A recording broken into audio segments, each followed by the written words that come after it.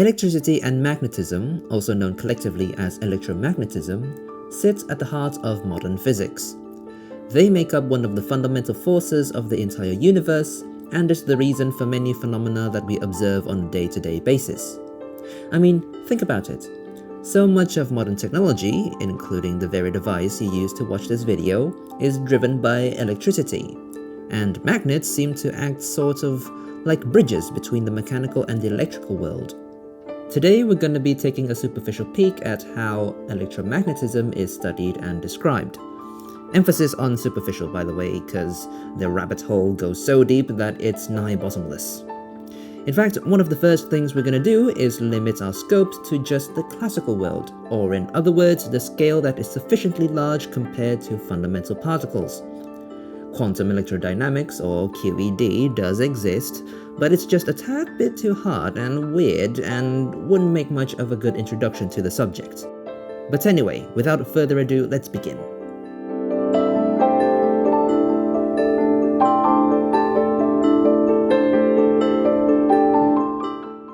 So the entirety of electromagnetism can actually be summarized into a handful of mathematical equations called Maxwell's equations, named after Scottish physicist James Clerk Maxwell.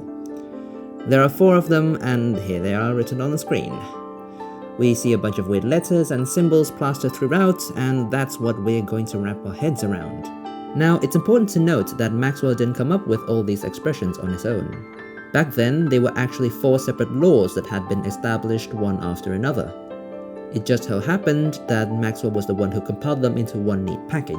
Actually, a similar thing happened in the field of thermodynamics, of which one of the cornerstones is the ideal gas law, the classic PV equals nKT. Believe it or not, it's actually made up of 4 laws that were combined thanks to the work of Émile Clapeyron, though he didn't get the credit like Maxwell did for some odd reason. Alright, to get started, we might as well figure out what the equations are talking about exactly, which points to E and B. They're what are called fields, basically mathematical functions that take in a point in space and time and pops out some physical quantity. It may not be obvious, but there are many examples of fields in daily life, the most intuitive perhaps being the weather map. The actual calculations are really convoluted, but the principle still holds. It's some function, a black box if you will. We give it a place and time and boop! Out pops a temperature and pressure. Since in this case the output is just a number, a scalar, we classify a weather map as a scalar field. But in general, the output can also be a vector, like wind speed, which we can think of as an arrow with a length and direction, as in the case of our 2 lovely friends today. What makes them different from a weather map is literally just the quantities that they represent. To understand them though, we're gonna have to travel back to the late 18th century and put ourselves in the shoes of one Charles-Augustin de Coulomb. He was studying how static electrical charges behaved near each other, and he found that both charges experienced a force that was proportional to the products of their magnitudes and the inverse squared distance between them. We now know this as Coulomb's law. And with this, we can then find an expression that tells us the influence of a charged particle by calculating the force per unit charge felt by another test particle. This is the electric field, which we write as E for electric. Later in the early 1800s, André-Marie Ampère published his findings about the relationship between force and current. He imagined 2 straight parallel wires. Let's say that one of them is super long compared to the other one. And similar to Coulomb, he found that both wires experienced a force, but instead of the magnitudes of charges, it was proportional to the currents, the so-called charge flux inside the wires, as well as the length of the test wire and the inverse distance between them. This is called Ampere's force law. And like before, we can define a quantity that describes the influence of the long wire as the force that would be felt by the test wire, scaled to its current and length. This is the magnetic field, which we denote with B for magnetic. It's a joke. Whew, that's already lots of information to take in, and we're nowhere near halfway through the video. And I don't blame you for asking why we should care about what E and B represent or how they're represented as fields of arrows pointing in all sorts of directions. But I want you to trust the process a little here. I promise that they are relevant to Maxwell's equations, as we'll find out in a little bit that the equations tell us how these arrows behave in the presence of other physical quantities or each other even. We're now going to take one last detour to talk about the nabla operator, this upside down triangle here, and specifically how it's used to denote divergence and curl. These are applied to a vector field we've just talked about, and as their name suggests, they give a metric that tells us how much the field diverges and curls. To get a sense of what I mean, let's consider a vector field, basically a fleet of arrows that we've taken a snapshot of at a certain point in time. So we'll keep things simple for a moment and just focus on the spatial arrangement of the vectors. Now we can imagine that this fleet of arrows correspond to the movement of a fluid like water. The length of the arrows are like the speed at which the water is moving at any given point, while the direction tells the water which way to go. In fact, being able to analyze electromagnetic fields as fluids like this isn't exactly far-fetched. If you go study the physics of plasma, like the so-called fourth state of matter, you'll find yourself knee-deep in a subject called magnetohydrodynamics, which literally treats B fields as a continuous medium. Anyway, back to the topic. If we look at an example where the water streams diverge, we can see that it's as if the center point here acts as a source, pumping water out of nowhere. On the other hand, when we consider the opposite scenario, where the water streams converge, it's as if the water is being sucked into a bottomless drain. The divergence thus measures the effectiveness of a point as a water source. Curl, or rotation as it's known in other parts of the world, is more self-explanatory. It measures how quickly water curls or rotates around any given point. What's cool about it is that operating it on a field returns a vector that essentially acts as the axis of the rotation.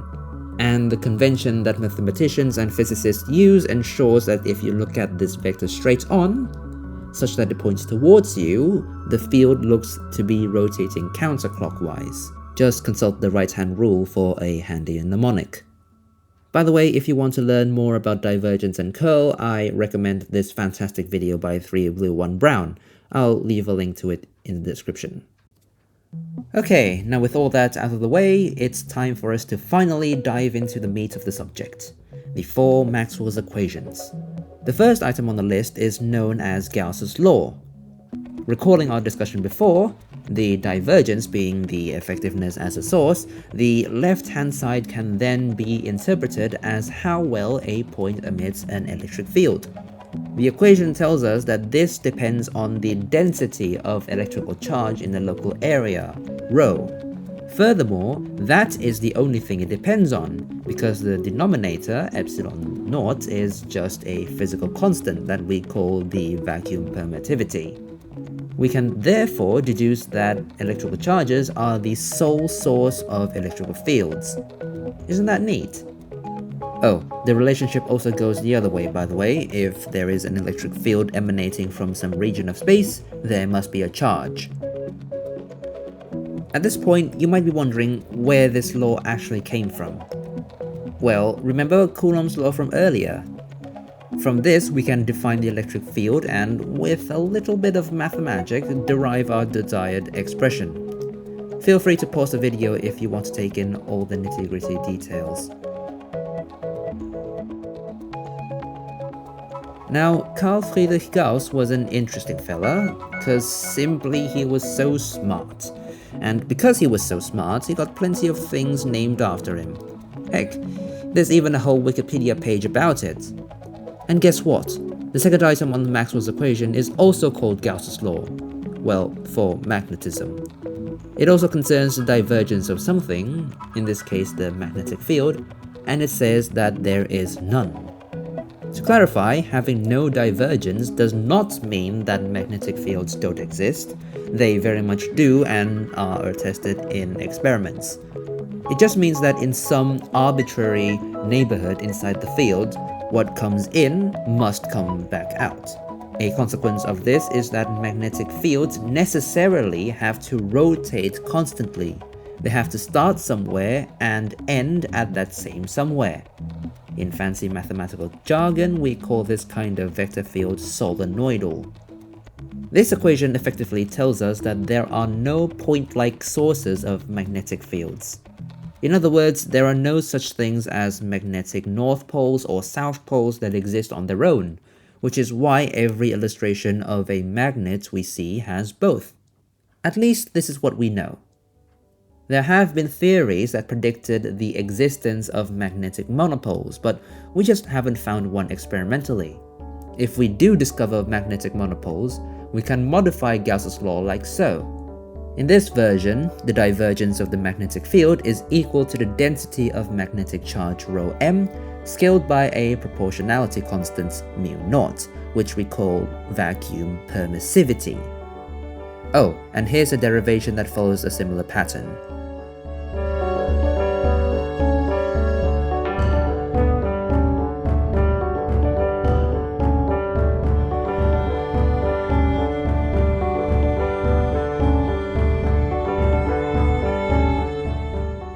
The next piece of the puzzle came from English physicist Michael Faraday.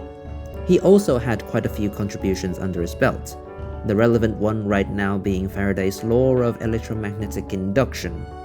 Written like so, it tells us that the curl of the electric field is equal to the negative change of the magnetic field with respect to time. That's what the curly DDT means, by the way. Now, recall that the curl returns a vector that points in the direction of the field's axis of rotation about a specific point whose length is proportional to the speed of the rotation. The minus sign basically means that we should flip this vector upside down. This relation was actually discovered experimentally by Faraday along with multiple other scientists at the time. He himself, however, demonstrated it with a loop of conductive copper wire, where he pushed a magnet into the loop. What happened was that a tiny current was observed flowing in the wire. It was important that he pushed the magnet and didn't simply put it there. It was only when the magnet was moving that the current was induced. In the language of fields, we can think of it as the magnetic field changing with respect to time due to the magnet being moved, and the curl of the electric field inside the wire was responsible for pushing the conducting electrical charges, which they saw as current. I really can't emphasize how important of a discovery this is. It was basically the first time we realized that electricity and magnetism were two sides of the same coin, and that it was possible to convert one into the other. In fact, this is precisely the working principle behind a lot of electric generators. Simply put magnets in alternating directions and give them a spin, by means of wind, water, hand crank, whatever. Faraday's law then says that there is an induced electric field in the center of this turbine, and sure enough, if we stick a conductor in there, we'll see an electric current as if driven by some voltage. Fun fact, this voltage is often called electromotive force, or EMF for short, because it's like a force that moves electrical charges. It's in the name, you get it. Alright, we can turn magnetic fields into electric fields, but is the reverse also true? Spoiler, yes. And we've seen this with Ampere's force law, or more specifically the definition we gave B fields such that we can rewrite Ampere's force law like this. This is known as Biot-Savart's law, and notice that it has current as one of its terms. So it's reasonable to think there's a connection between current and magnetic fields. But what is current? Well, by definition, it's the flow or movement of electrical charges over time. But we've established earlier from Gauss's law that charges are sources of electric fields. So moving charges equal moving electric fields. And moving electric fields is another way of saying changing electric fields. Ergo, changing electric fields induce magnetic fields. Aha! So off to work went Ampere, and with a little bit of maths, he produced Ampere's circuital law, which says that the curl of the magnetic field is proportional to the local density of the current. That is, the distribution of current in a given cross-section of wire. This wasn't perfect though. It only considers changing electric fields due to moving charges in conductors, or what we can call conduction current. Thing is, electric fields can exist anywhere, even in vacuum. So, to account for that, Maxwell added a corrective term explicitly stating the contributions from external electric fields. He called this displacement current because it was something that behaved like current, producing magnetic fields and all, but was displaced from their natural habitat, so to speak. Actually, that's a lie. It was for a whole other reason related to dielectric materials and stuff, but I think it's a fairly sensible interpretation, no? Anyway, this addition was what led to the equation being called Ampere-Maxwell's law. Now, I've got to say, while these four equations here are suited to explain the physical nature conceptually, they are not without their shortcomings. For example, when it comes to doing actual calculations with them, by hand at least, they prove to be quite unwieldy. This is because the nabla operator tells us the behavior of the system only at a local level. That is, the divergence and the curl of a field at a point only depend on the neighborhood around that point. When you intend to examine a system as a whole, though, you'd find yourself having to use convoluted techniques even for the simplest of cases. This is why there are plenty of other ways to write Maxwell's equations, each with their own merits and drawbacks. One of which makes use of integrals, essentially sums of tiny quantities instead of nabla operators. They kind of look like a twin version of the one we've been talking about, and indeed you can transform them back and forth by means of two pretty neat mathematical theorems. The main difference here is that unlike differentials, integrals tells us the behavior of the system at a global scale. I'll admit, it certainly looks like the extra strokes would make things more complicated, but don't let them intimidate you. They are comparatively more beginner-friendly. Alright, we've seen how to rewrite the equations by changing the operators that act upon the E and B fields. So the next question is perhaps whether we can rewrite the fields themselves in some peculiar way. Spoiler, yes. Our answer lies in mathematical objects called potentials, which could be thought of as a lower layer of abstraction of vector fields, similar to how the electromagnetic fields is a lower layer of abstraction of force. I'll gloss over the details for now, that really can be a whole nother video, but the key advantage with this formulation is that it collapses the four Maxwell's equations into two, one for dealing with electricity and one for magnetism. And less equations means less headaches because it means less conditions that you have to look for. If you're willing to dive into tensor calculus, especially when you're studying electromagnetism in the context of relativity or quantum mechanics, where space and time are viewed as one single entity, you can even define quantities that combine the two potentials into one, called the four potential and the four current. Four because they live in four dimensions. And when you do that, the two equations merge into one. Pretty neat, isn't it?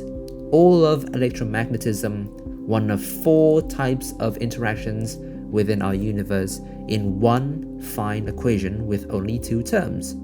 I don't know about you, but it feels like tying a neat bow to an incredibly long and messy history.